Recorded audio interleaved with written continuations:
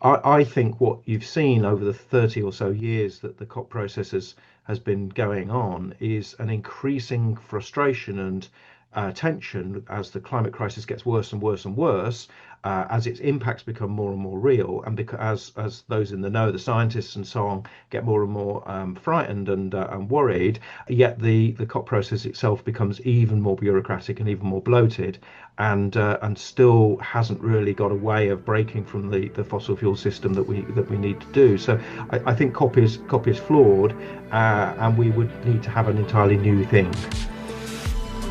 Hello, and welcome to Class and Climate, a podcast from the Broadbent Institute and the Green Economy Network. I'm Em Thompson, taking over from Nick Pierce. The world has been witness to 30 years of COPs, not the reality TV show, but the Conference of Parties. That is the UN-affiliated climate conference that takes place every few years. COP16, COP21, COP26, now COP30. Here, the world's governments, nonprofits, and corporations are supposed to put their heads together to resolve the ecological crisis. So, how close have they gotten? Well, if you kept up with the news, not very close at all. From COP1 in Berlin in 1995 to COP2 in Geneva the next year to COP3, which produced the Kyoto Protocol, killed off soon after. The spectacle and the glitz of the conferences have not really been backed up by commitments, and even less so by action. We've had 30 years of promises to reduce emissions, while emissions have continued to rise. Decades of promised binding commitments, which haven't really been binding. And since the Doha talks in the early 2000s, talk about the global north helping the global south to adapt and transition. And here we are. Last year's COP30 featured lots of talk about binding commitments, reducing emissions, and talk about the global north helping the global south transition without much to show for it. Our guest, Martin Empson, has written extensively on the history of the COP process and its many failings. He's the national treasurer for the UK-based Campaign Against Climate Change's trade union group and the founder of the Million Climate Jobs campaign. He joins us from Manchester. Tell me about the first COP. What were some of the initiatives they introduced? I think you say here it recognized that previous attempts to stabilize emissions were not robust enough. And it ended in, I think, the Kyoto Conference in 1997. Why don't we talk a little bit about Kyoto and the collapse of Kyoto, given that, the Canadian government was particularly responsible for it. The early COPs, we're trying, I think, to firstly get a scale of get an understanding of the scale of the problem. And you must remember that the COPs, for many of us activists, are often understood in terms of the events that take place towards the end of the year, annually, and so on, where the delegates all attend, one exciting city or the other. Actually, COP is a much longer process that usually sees a year of negotiations, as well as people coming together to write reports and studies. So early COPs are often dominated by the science, as scientists grapple with what climate change is, what its impacts are, how global it will be, how quickly it happen, and so on. The early COPs, though, and I perhaps should say that COP did begin, as you say, in the sort of mid 90s onwards. It wasn't what you might call the first conference on the environment. There was a very famous conference in Rio de Janeiro in 1992, which kind of kicked off the process of cyclical annual conferences to try and deal with climate change and related issues. The problem is that right from the start, they relied on market mechanisms. And that's as true of the COPs that have been about biodiversity loss and so on, as the ones that are about climate change. What you get is the Kyoto Agreement. Now, the Kyoto Agreement on paper looks quite dramatic. It was an attempt to limit emissions. It was an attempt to have a global agreement. It was something that I think rightly at the time, most progressives said, yes, we should sign this, but it isn't enough. Because the battle then became for the Kyoto Agreement, not whether or not the particular targets were adequate enough or the mechanisms were going to work, but actually whether or not governments were going to take it seriously, or climate change seriously. And of course, the leading, what you might say, most powerful countries, the US in particular, decided that they weren't going to do that and stymied the process right at the beginning. And I think at that point the process almost collapses until after a few years you get a sort of a re-emergence of COP in the public consciousness, as the climate crisis begins to happen, in particular as Hurricane Katrina happens in the early part of the century. Just to highlight what those market mechanisms were and why, in your view, they don't work. Yeah, so well, I kind of use the phrase market mechanisms as a shorthand for a number of different strategies that have been come up with that can hopefully reduce emissions. And by emissions, I mean greenhouse gases, from everything from carbon dioxide to methane and so on and so forth. There are a number of them. The most famous one is carbon offsetting. Now, most ordinary mortals experience carbon offsetting when you buy a plane ticket, actually, because quite often airline companies say, would you like to offset your emissions by paying a little bit extra, a few extra pounds on top of your airline ticket, and we will somehow offset those emissions. And what people usually understand by that is that what the company is going to go and do is plant a forest or something similar, and that the emissions produced by their flight or their use of a car or whatever will be absorbed by the extra trees that have been planted. That's how we understand it as individuals. Actually, carbon offsetting on a global scale, as it's envisaged as part of the emissions trading schemes and other market mechanisms, is quite similar. Essentially, what they are saying is that we want to come up with different ways of allowing companies to emit gases up to a certain amount that they have permission to do, the sort of cap that, as it's called in the jargon.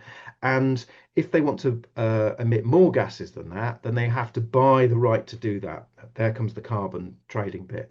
And this is supposedly balanced out by other companies who've reduced their emissions below that of which they've been given permission to do, being allowed to sell those the credits, or the right to pollute, as I like to call it, back to the other companies. So what you quickly get is the idea that you can companies or countries or different blocks of capital, if you like, can emit gases to a certain level, and if they want to do more than that, they buy the right from elsewhere. And these trading schemes, these rights to pollute, are supposed to decline over time and be balanced out by what they call by the carbon offsetting that's supposed to happen elsewhere in the economy, planting of trees, protection of wetlands, and so on. It does go to ludicrous ends. I mentioned biodiversity. People often understand these offsetting schemes in terms of emissions, because it's quite easy to understand, I don't know, a factory putting gas into the atmosphere and another factory not doing that. But sometimes, for instance, you can buy the rights to not shoot an animal or not hunt a bird or something like that, which seems, ludicrous. It's essentially the extension of the free market into every aspect of the natural world. And there are different variations of these schemes and different methods for doing it. In the last few years, the term net zero has become particularly beloved of politicians involved in the COP process. And again, net zero is the idea that you can have net zero emissions from an institution, a corporation, a country, or whatever, because you're balancing out those emissions elsewhere in the world economy. And again, it's based on offsetting combined with the right to pollute and so on. So that's how those schemes are supposed to work. The problem is they don't work. They've never really worked on a big scale. It's, to be honest, ludicrous to imagine that if I buy a flight from London to Canada, that my carbon emissions will be offset by them planting a forest somewhere around the world, partly because that's unlikely to happen, partly because sometimes, even if those trees are planted, they may not live long enough or survive long enough, and partly for a time issue, because it delays the absorption of emissions into the future. One final thing that's often missed by critics of these schemes is that these schemes often have an impact on communities. We'll probably come on to it later, but there's a very real division between the global north and the global south when it comes to emissions trading schemes and the general approach at COP, and often the idea that you can simply go and plant a forest somewhere. Might mean that people are displaced. It might be on ancestral land. It might have an impact on indigenous communities. It might have all sorts of other impacts.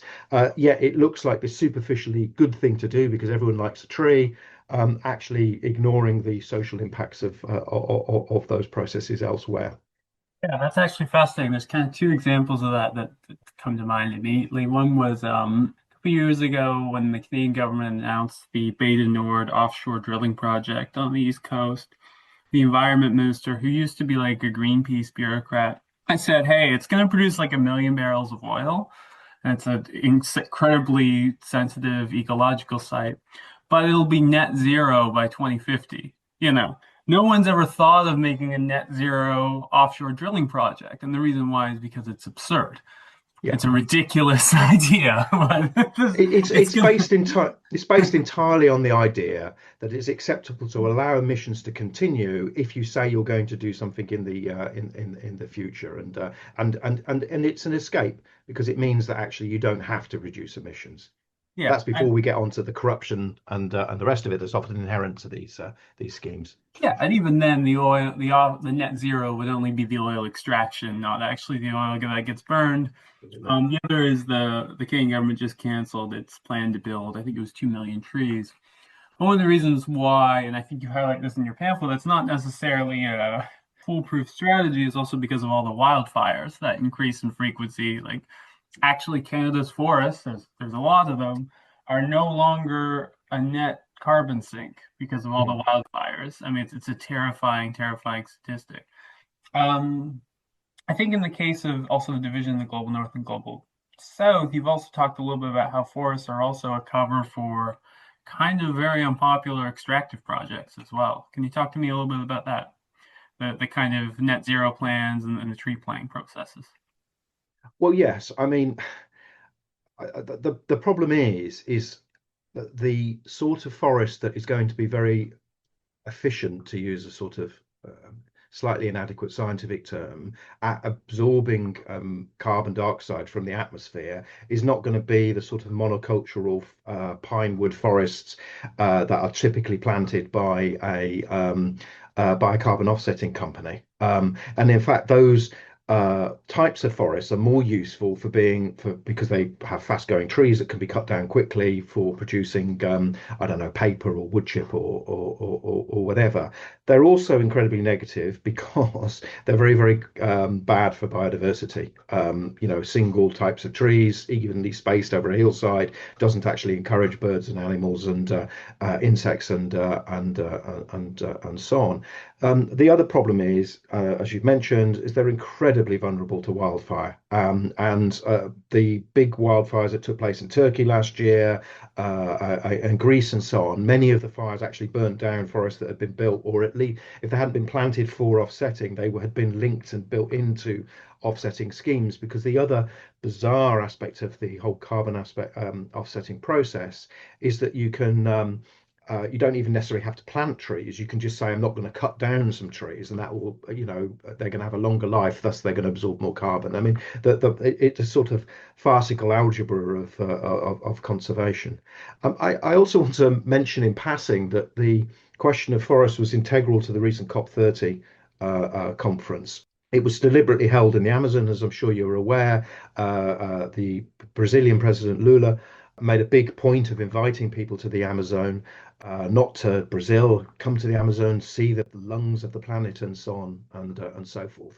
Yeah, his big scheme at COP30, the Brazilian president's big scheme, was something called the Tropical Forest Forever Facility, TFFF, and this to demonstrate I suppose the argument I'm trying to make was described in the Financial Times newspaper. It's the British newspaper of the sort of governing class, if you like. What if they said, what if markets were treated trees like shareholders? This idea that forests can be integrated directly into the economy in this way. And I mean, it's been roundly denounced across the environmental movement, but the TFFF schemes are just another example of how forests become this little byword for good environmental practice, yet actually the Amazon is fast approaching, as you say, about Canadian forests, becoming a net exporter of carbon dioxide and of other emissions, and that's a frightening prospect. Yet for most people,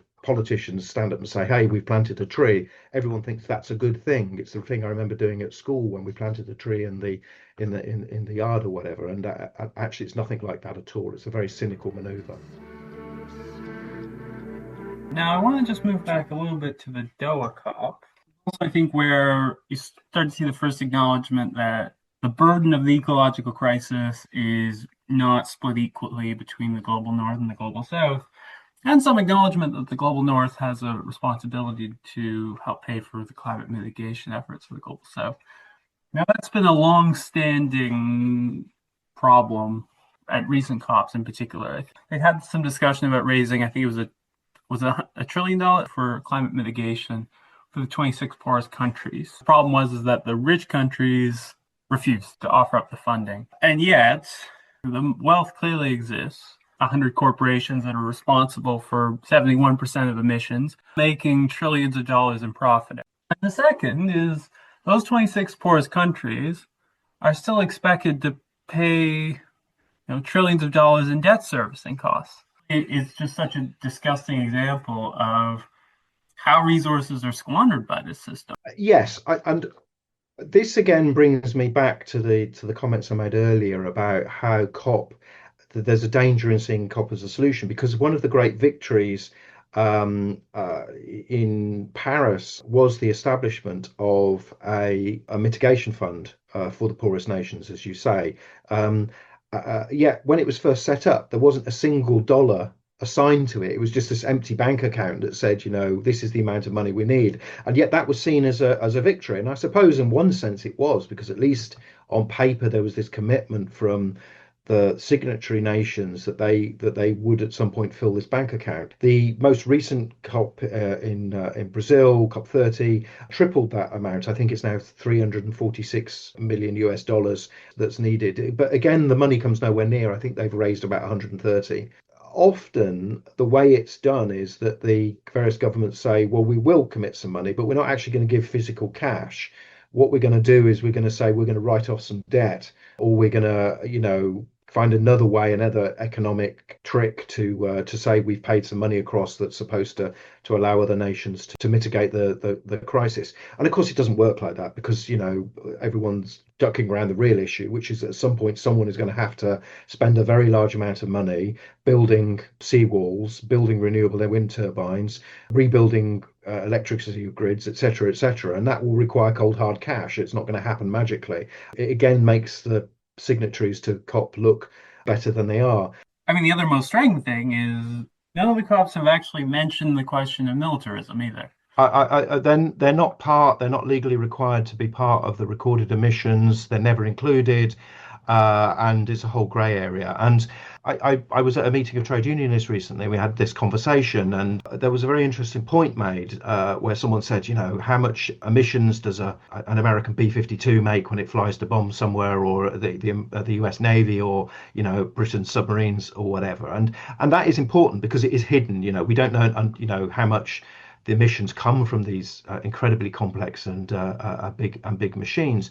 I'm slightly wary of that.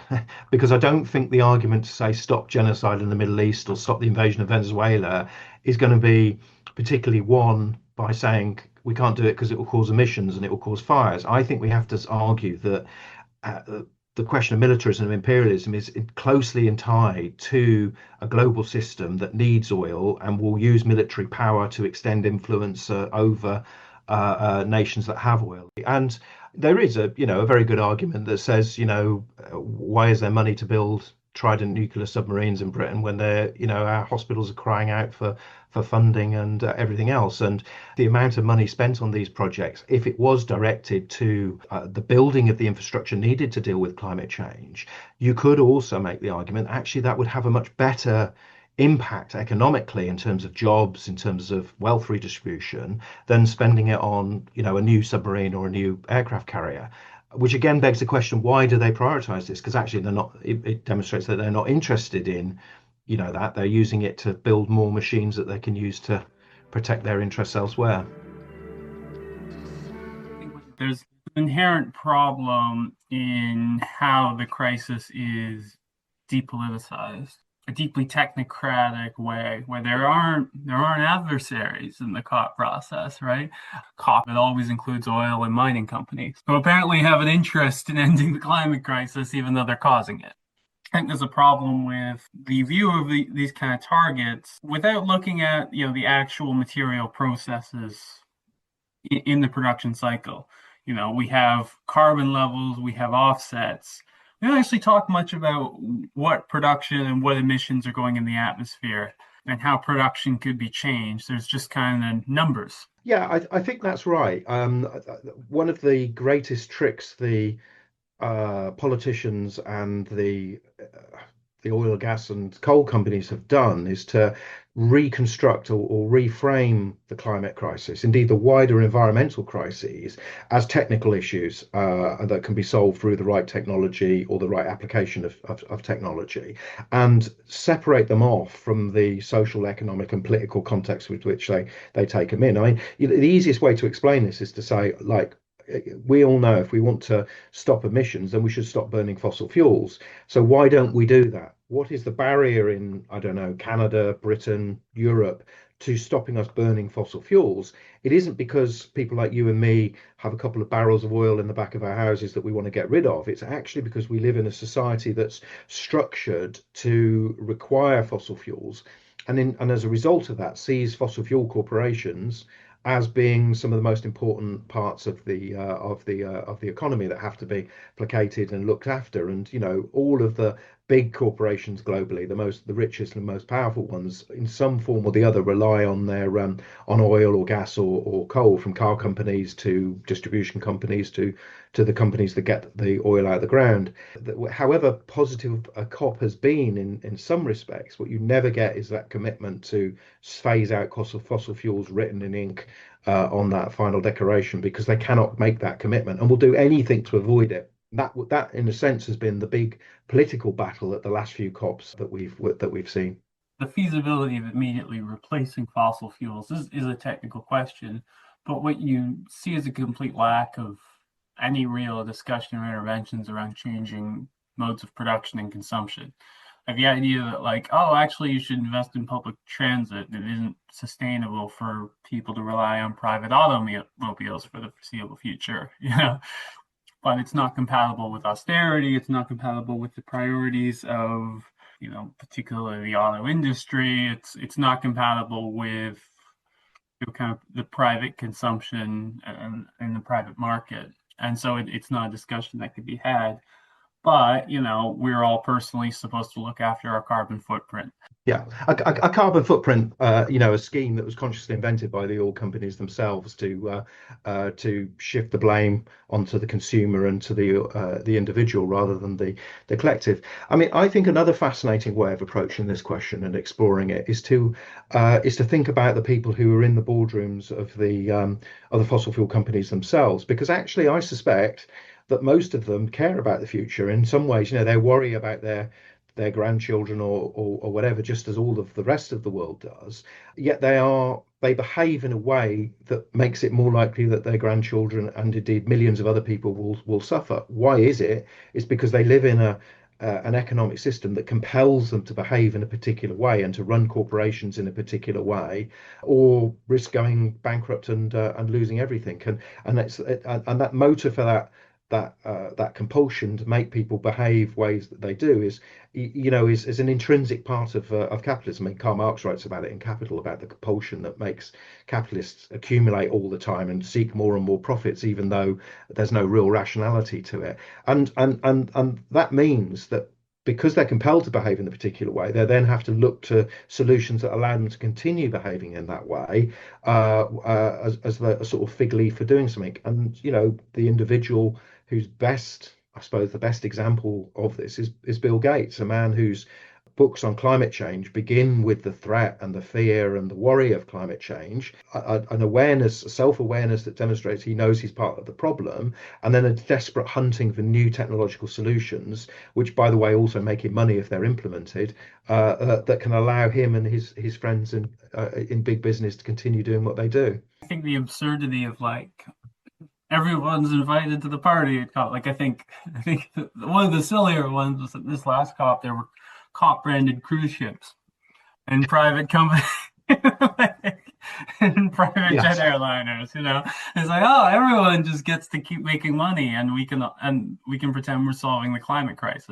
Absolutely, and I mean, what was the shameful episode that really characterized COP30 for me? It's not what took place during the conference, but in the run up to it, when they chopped down 30 miles of rainforest to build a motorway to the conference hall so the delegates can get there quickly from the airport.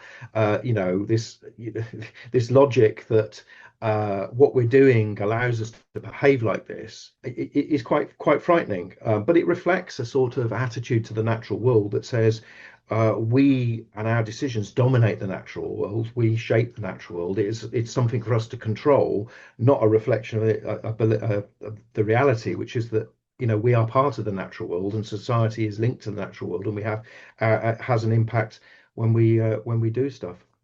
This is why I think COP poses such a challenge for radicals, because, as you said right at the start, it's the only thing in town. So the tendency and the urge in us is to say, let's make it try and work. You see this often with NGOs, even very good NGOs, who say, let's go to COP, let's argue for the best possible outcome and celebrate it when it happens, even though we know it's not enough.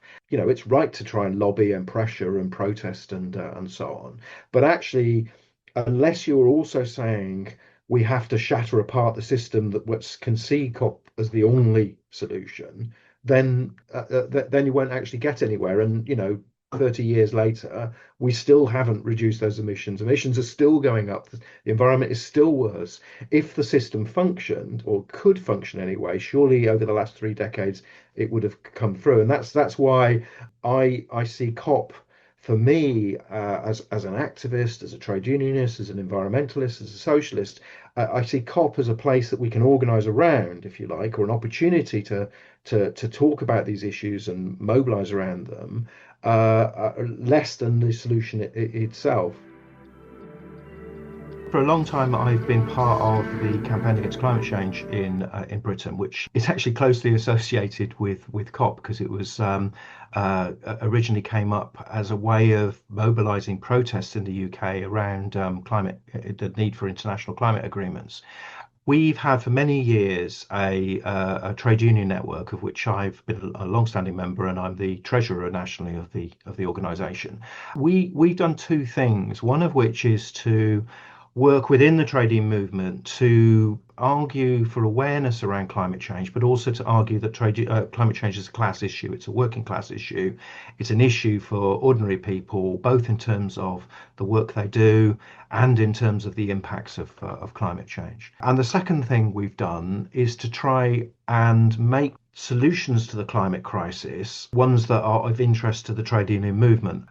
We've published a number of pamphlets over the years called Climate Jobs. Initially, an argument for 1 million climate jobs, and later an argument for more than 1 million climate jobs, to demonstrate how making a genuinely sustainable economy can produce jobs, and produce jobs that would be well paid, that are skillful, and would be ones that would improve people's lives. And I think it's a very important argument, because firstly, unless we get working people involved in the climate movement, unless we demonstrate to them that it is an issue that is important to them, we won't get the scale of the mobilizations we need. But simultaneously, we have to prove that the climate crisis and the solutions to climate change are ones that are about improving people's lives, not attacking that, because that's what the right use. The right argue, and Donald Trump's regime is very good at this. Action on climate change takes money away from working class communities, takes money away from jobs, decimates industries. We have to say, yes, we're against fracking, but we are also in favour of those workers being redeployed, re-employed, with same or better conditions, and to use their skills in a sustainable way. And I think unless you have unless you have the other argument, actually, you can end up looking like the enemy of working people, and that's a danger for the environment. Yeah, and so what are some of those proposals? It's got a whole host of them. I won't go into them, but you can see, for instance, the transition of our urban structures, how we move around cities, how we work, and so on, requiring more workers. You need more buses, you need more trams, you need more trains.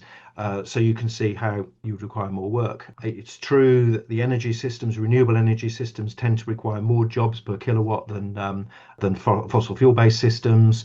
But also we are looking at creating tens of thousands of new jobs to rebuild the national grid, the electrical grids in different countries, to implement new, more sustainable methods of farming. My favorite example is to do with the cost of home heating at the moment. There's a huge cost of living crisis here in Britain, and one of the big impacts on ordinary people has been the high price of fuel and energy for homes. Many homes in Britain have utterly inadequate or almost non-existent insulation schemes. If the government was to employ hundreds of thousands of women and men to go around the country building and implementing and insulating homes, office blocks, buildings, and so on, it would reduce emissions, it would reduce costs, it would create employment, and it would make people's lives infinitely better. And the important thing I find is that every time I go and talk to trade unionists about this, everyone's always got a way of thinking, this is how our workplace could be better, more sustainable. This is how we could reduce emissions in our company or in our organization or in our factory, and so on. And that's what I like about the trade union movement and the question of the environment. It's because it doesn't say we're going to give you a plan that you're going to simply implement. It's also about saying we're going to find ways of energizing trade union movements and trade unionists to think about how they could redo their workplaces, their industries, in a more sustainable way. There was an interesting proposal by the International Trade Union Congress ahead of COP30, where they talked about how kind of the half kind of non-solutions that have been favored by liberal governments have fallen short of actually dealing with the climate crisis for some of the reasons we identified. But they've also done nothing to actually better ordinary people's lives. And it does kind of fuel a right-wing backlash. Yes, I think these are big issues, and the right politically, I think globally, is making the running around them. Because what they're able to do is to say, well, maybe climate change is real, but we don't really think it is. But even if it was real, all these policies are going to cost you jobs. They're going to cost you income. They're going to increase your taxes, and they're going to do nothing except ruin our environment even further. There was an early example of this with the second Donald Trump election when he stood against Joe Biden. I don't know if you recall, there was a big argument about fracking in one of the central states, and Trump made the running on it because he essentially says, look, the Democrats, they want to ban fracking. That's all your jobs gone. Yeah, and then there was Clinton as well in 2016, where she said we're going to put a bunch of coal miners out of work, and then Trump ran on. Trump digs coal. Absolutely, and what Biden wasn't able to do in that situation is say, yes, well, we need to get rid of fracking because it's going to destroy everyone's lives, and also it's a terrible industry. But this is our plan to redeploy and create more jobs in those areas that will be beneficial to the economy. And there's a whole host of these. And I think one of the problems here in Britain is over every issue, not just the environment. The Starmer government being led by the right-wing policies of reform, and Starmer's now talking about expanding oil in the North Sea and having new oil fields. And I think what you really hit on that's really interesting is a climate policy kind of for the left does need to say, like, we will actually make your lives better. Yes. Not all of it will necessarily, there might have to be some trade-offs in terms of emissions, right? Like producing the buses we'd need to actually develop a robust public transit system to replace the car. In the immediate term might not absolutely offset emissions, but it would be a necessary step to do so. But more importantly, developing those kind of social ownership models as well is a necessary step towards putting the communities that are at risk from the climate crisis in control of their own lives.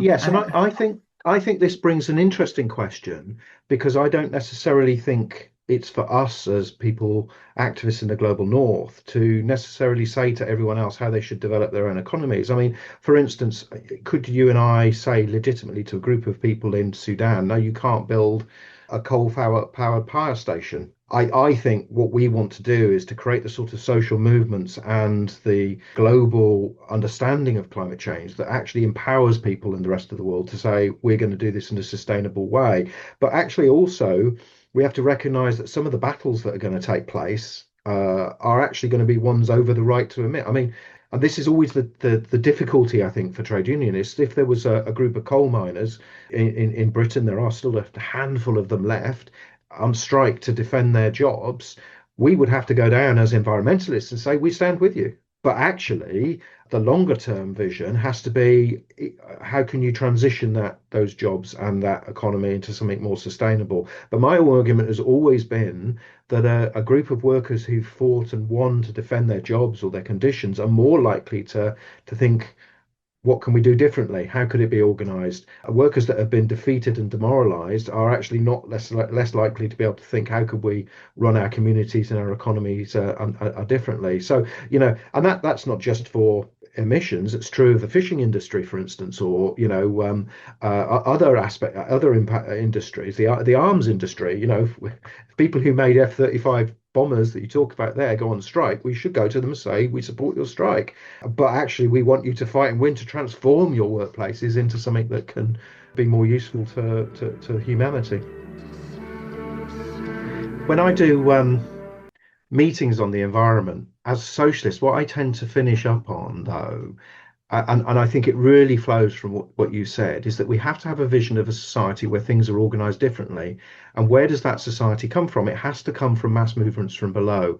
And if you're in the sort of tradition of socialists that I come from, to celebrate the idea of revolutionary transformation, what's so exciting about that is the way that people in the process of revolution construct new ways of organizing communities and the economy and so on, then offers you a potential for a new sort of participatory democracy and the linking of production to that mass democracy. And let's be honest, that's it isn't going to come from the top. Exxon isn't suddenly going to go, it's a fair cop gov. We've had our chance, we're gonna back down, and here's the keys to the factory. We're going to have to take it off them. And if you think that sounds daunting, but who else is going to do it? No one else has got the vision of the transformative vision for society that is encapsulated in that radical view. And in the 1930s, fascism was the threat, but you could also talk about the hope of radical revolutionary change, and indeed it was the only hope, because fascism wasn't going to be stopped by the liberals in Parliament. And I think we need a bit of that. The environmental movement needs a bit of that transformative vision if we're going to excite people to a project that says we're going to challenge capitalism to save the world.